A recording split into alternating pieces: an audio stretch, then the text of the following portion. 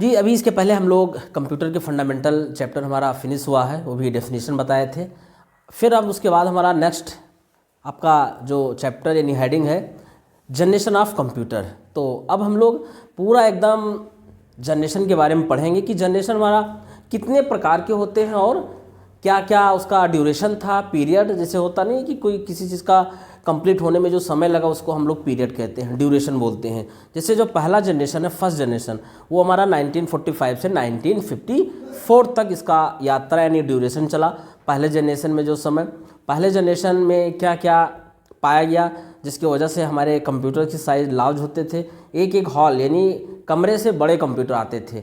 उस कंप्यूटर में कॉस्टली बहुत ज़्यादा होता था, बिजली की कंज्यूमिंग भी बहुत ज़्यादा होती थी, जिसकी वजह से हम लोग सरवाइव नहीं कर पाते थे। धीरे धीरे बहुत सारे जनरेशन आए, कंप्लीट होने के बाद आज हमारा कंप्यूटर पोर्टेबल और कह सकते हो कि कंफर्टेबल, कहीं भी आप उसको उठा के रख सकते हो, कभी भी ले जा सकते हो, कैरी कर सकते हो। तो आइए हम आपको बताते हैं पांचों जनरेशन को एकदम डीपली, यानी इसमें पूरा आपको हम बता देंगे पांचों के बारे में बहुत आसानी से। देखिए यहाँ पे आपका generation of computer, first generation में हमारे जो यूज किए गए हैं 1945 से 1954, ये सबसे ज़्यादा आपका इम्पोर्टेंट है। इसमें कौन सी टेक्नोलॉजी यूज की गई थी? Vacuum tube. वैक्यूम ट्यूब के कारण हमारे कंप्यूटर की साइज लार्ज होते थे, काफ़ी बड़े होते थे।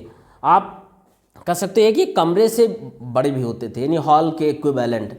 तो ऐसे कंप्यूटर को पोर्टेबल कर ही नहीं सकते हो, उसको एक ही जगह स्टेब्लिश सारे उसको सीख भी नहीं पाएंगे, ना कोई उसको परचेज कर पाएगा।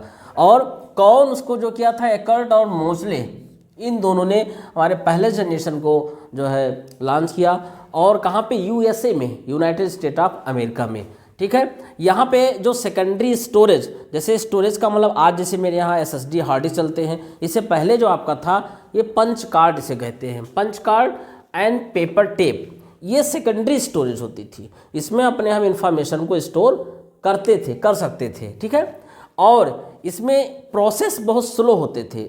आज आप इनपुट दे दोगे तो कल आपको आउटपुट मिलने के चांसेस रहते हैं, यानी इतना लॉन्ग टाइम आपका प्रोसेस, यानी आप कह सकते हो कि उस समय कंप्यूटर चलाना से अच्छा है कि हाथ से लिख लो। मतलब इस तरीके से कोई फ़ायदा नहीं है, यानी उससे ज़्यादा तो हाथ से अपने लिख सकते हो, यानी आप आज दे रहे हैं तो कल आपको मिल रहा है आउटपुट। तो ऐसे इनपुट से कोई फ़ायदा नहीं, हमें चाहिए क्विक इनपुट आउटपुट, इनपुट दें तुरंत आउटपुट मिल जाए।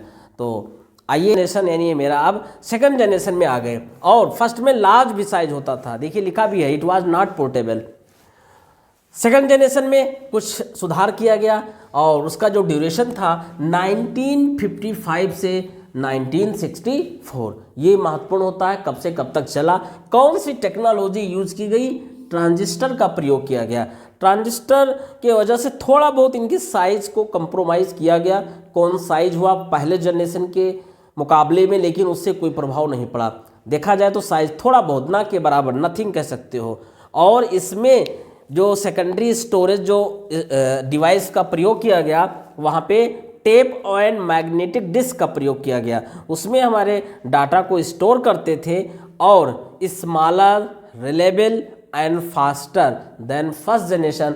पहले जनरेशन के मुकाबले में जो सेकंड जनरेशन में डाटा को क्विक एक्सेस किया जा सकता था, लेकिन साइज लगभग उतनी थी और बिजली की कंज्यूमिंग भी उतनी थी। कंज्यूमिंग का मतलब खर्च करना, यानी कि आप अगर कंप्यूटर लगाने के लिए हमें बहुत बड़े बड़े ट्रांसफार्मर, यानी इतना ज़्यादा कॉस्टली कि हम लोग उसको सर्वाइव नहीं कर सकते हैं। इसलिए अब आगे थर्ड जनरेशन आते हैं। थर्ड जनरेशन सेकंड जनरेशन के मुकाबले में इनकी साइज को कंप्रेस किया गया। कौन साइज का मतलब थोड़ा सा छोटा हो गया।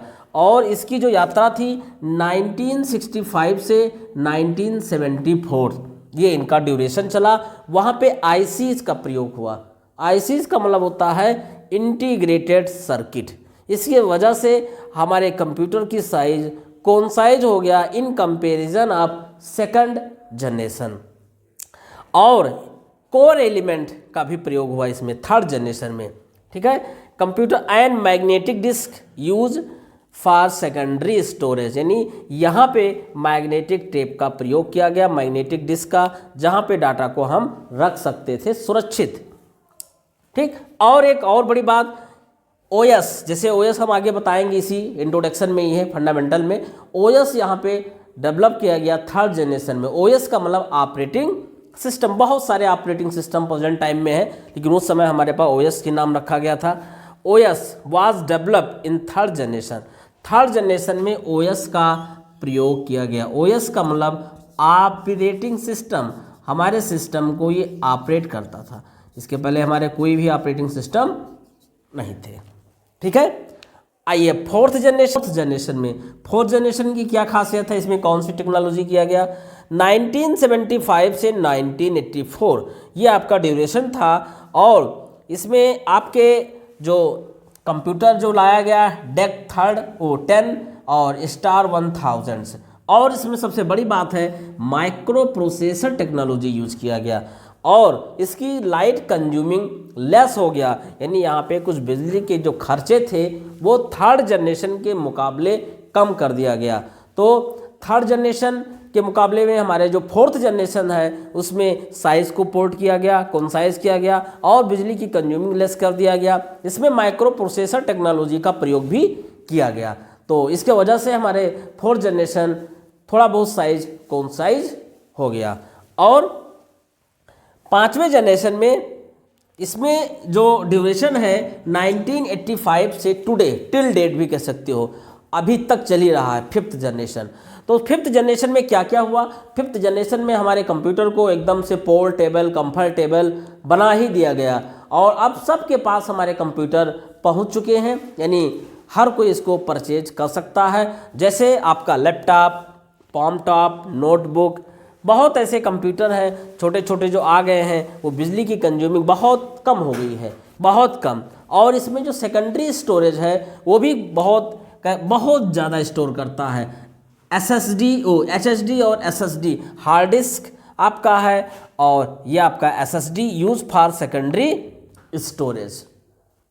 ठीक, और इसमें बिजली की कंज्यूमिंग भी बहुत कम होती है और ये ओन इंटेलिजेंसी भी यूज यानी टेक्नोलॉजी यूज किया जाता है। ओन इंटेलिजेंसी जिसे बोलते हैं, जिससे हमारे जो है सेल्फ बुद्धिमत्ता, इसे कह सकते हो सेल्फ बुद्धिमत्ता, इसमें प्रयोग किया जाता है पांचवें जनरेशन में। तो पांचवें जनरेशन में आपका ड्यूरेशन है 1985 से टुडे तक और इसमें सेकेंडरी स्टोरेज में HSD और SSD का प्रयोग किया जाता है, जिसमें सूचनाओं को लार्ज में स्टोर करता है। ये जनरेशन हमने कंप्लीट कर दिया है और आप लोग का जो नेक्स्ट हमारा जो टॉपिक रहेगा वो कंपोनेंट्स ऑफ कंप्यूटर।